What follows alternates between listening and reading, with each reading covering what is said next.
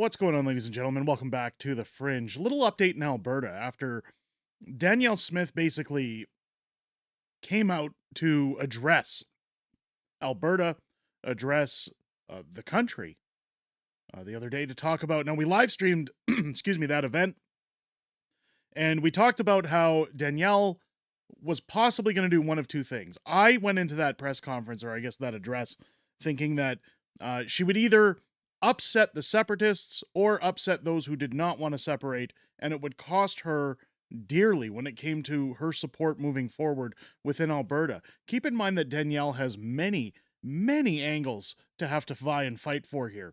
If separation weren't to happen, if it were to fail, Danielle next has to go up against Naheed Nenshi and the NDP. If she were to promote separatism, it would ultimately destroy her career. It would destroy her chances running against Naheed Nenshi, and we would see an NDP takeover in this province in the next election. She has a very thin wire to walk. Now, while I thought her address covered separation and covered a timeline for people to get organized, I thought she did a very good job of playing a neutral party in that address. One that satisfied the opinions of those who want to separate, also satisfying those who did not by saying, we have a list of demands for the government. I felt it was beneficial because it gave a timeline for those in Alberta who are on the fence about separation to maybe watch the federal government backpedal and continue to abuse us, thus moving voters over towards separation when it was entertained on a ballot in 2026. Those who are at the helm, we'll say, they're not really in charge, but those who are at the helm of separation in Alberta right now have different opinions, and I want to cover that today. Now, I want to point out this is not an attack on them. It is not scrutiny. I think that what we're seeing here, and the reason I'm putting out this video is we're unorganized. We don't have a specific mission statement. We don't have a plan. We don't have a forward motion, at least publicly, to get people aligned with what the plan is. And we have to be very careful moving into this because it's shaky ground. We have one opportunity to pass this vote, and one opportunity only. We have to be careful. We have to be vigilant. We have to be prepared. But I want to quote Jeffrey Rath here, who is a constitutional lawyer. Now, he has worked for 34 years championing First Nations rights in Canada. So again, he understands what's legal, what isn't. We've seen Keith Wilson, super lawyer, talking about everything to do with separation over the last few months. This is why I think that we need a face, a party, structure, a mission statement, a plan, being organized so we can be calculated.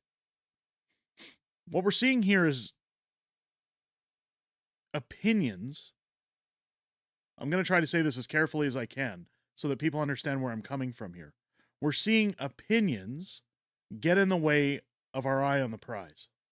I talked about this the other day when I said there was infighting already happening within those who wish to, quote, sit at the table with Alberta Prosperity Project, how social media pundits need to take their emotions out of this, take their egos out of this, focus on the province, focus on the country, eyes on the prize.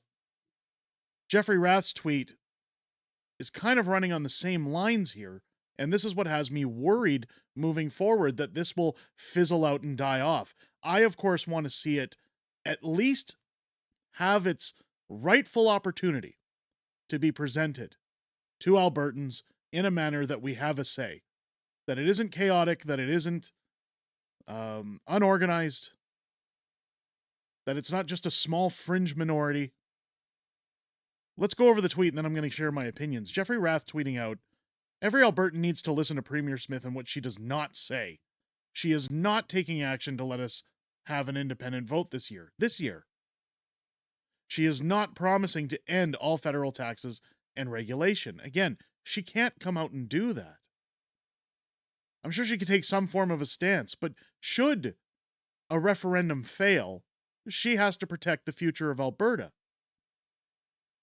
So I don't agree with that statement. And when it says she's not taking action to let us have an independence vote this year, Well, she wants you to be organized. She wants you to get your signature. She wants you to get people on board. Have a leader, have a face of this movement, have somebody who understands what the goal is here. Get people organized. Get your ducks in a row. I don't see anything wrong with giving it time to allow the Canadian federal government. I'm not saying I'm advocating for abuse, but allow those who are skeptics, allow those who don't see what other separatists see, the opportunity to be a little bit more abused maybe and see that things aren't going to change. I don't think that Danielle Smith openly advocates for separation because she's not in a position to do so, but I also don't believe that she is against it at the same time. Her actions leading up till now have told me otherwise. At the very least, she supports her constituents having the right to choose. He goes on to say she will not let us negotiate with Canada after an independence vote this year. Again, I'd rather be prepared. She is not promising to end all transfer payments out of Alberta. I think to an extent she was without saying it. She said that she didn't feel that provinces like Quebec needed to have our subsidies anymore, including transfer payments. She's given Mark Carney the ability to go start a war with Quebec. And if you think that Mark Carney is going to waltz into Quebec and say, hey, you guys, no more transfer payments because we don't want Alberta to leave, there's many working cogs in this clock. And I want to paint a scenario for you. I know I'm babbling a lot, but I'm trying to make sure that all the bases are covered here. Again, I'm trying to be organized. If Mark Carney were to take what Danielle Smith said the other day and go to Quebec and say, guys, we have to find a way to work with Alberta. Keep in mind, this is a lot of money leaving the country if Alberta were to vote yes for separation. What Danielle did was essentially put this entire problem in Mark Carney's lap, not just to spark a feud between Ottawa and Quebec, but it also shows how incompetent over the next few months Mark Carney is going to be. He's going to fail to find a resolution between Alberta and the federal government. Things are going to come crashing down. It's going to reflect badly that he is a prime minister. See, this is why we didn't vote him in. He doesn't have the experience. He doesn't know how to handle problems in this country. People are saying that Pierre is going to be back at the ballot box within a year. This was all calculated to spark controversy between Ottawa and Quebec. I feel. That's my opinion. All of this now rides on Mark Carney's ability to negotiate. And we all know he can't do that. Do I think that transfer payments are going to leave? No. Do I think that Mark Carney's going to find a solution that works for Albertans? No. Again, I welcome that because it pushes those who might sit on the fence for separation to second guess what they're voting for should the question be asked. Says here she is not, oh, we already hit the transfer payments. She is promising to delay a vote of independence until 2026 when the question of independence can be muddled with a bunch of half options that will ensure that the question won't pass the Clarity Act test. That's speculation. Premier Smith, with respect, you need to let the people of Alberta decide without all of your Team Canada political interference. Again, Danielle Smith has never been pro Team Canada. I think she's been pro Alberta. Smith, please decide whether you are on Team Canada or Team Alberta. You can't be both. So he's telling her to be partisan and pick a side.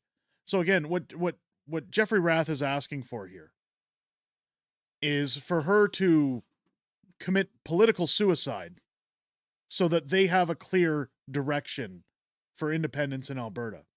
You can't expect, again, if things fall apart, and I'm not suggesting they will, but you still have to, you can't go into anything headstrong thinking we got this. We saw that in the last federal election.